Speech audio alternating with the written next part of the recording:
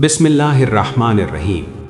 محترم ناظرین، ذرا تصور کیجئے، ایک طرف 1000 کا لشکر، دوسری طرف صرف 313 روزہ دار جانثار، ہاتھوں میں چند کھجوریں اور دلوں میں اللہ پر کامل یقین۔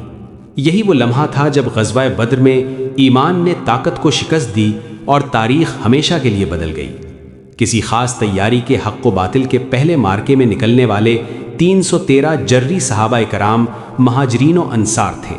یہ صحابہ رمضان المبارک میں انتہائی نامساعد حالات، بھوک اور قلیل وسائل کے باوجود اللہ کی نصرت پر یقین رکھتے ہوئے میدان جنگ میں دشمن کے سامنے ڈٹ گئے۔ یہ واقعہ ہجرت کے دوسرے سال پیش آیا، جب مسلمانوں کی ایک چھوٹی جماعت کفار مکہ کے بڑے لشکر کے مقابلے میں نکلی۔ سادگی۔ ان صحابہ کرام کے پاس نہ تو لڑائی کے مکمل ہتھیار تھے اور نہ ہی کھانے پینے کا وافر سامان، بلکہ اکثر کے پاس صرف چند کھجوریں تھیں جن سے انہوں نے روزہ رکھا اور جنگ لڑنے نکلے۔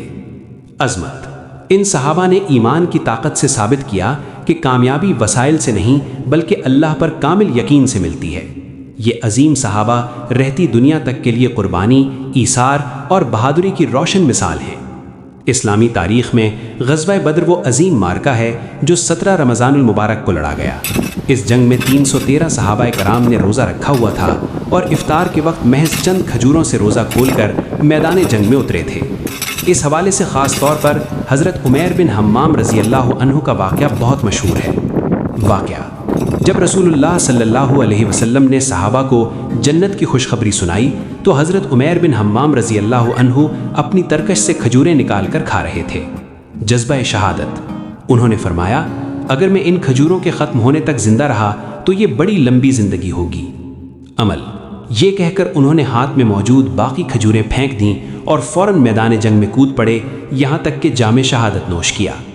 اس مارکے میں مسلمانوں کی تعداد صرف 313 تھی، جبکہ ان کے مقابلے میں 1000 کا لشکر تھا، لیکن اللہ تعالیٰ نے مسلمانوں کو عظیم فتح عطا فرمائی۔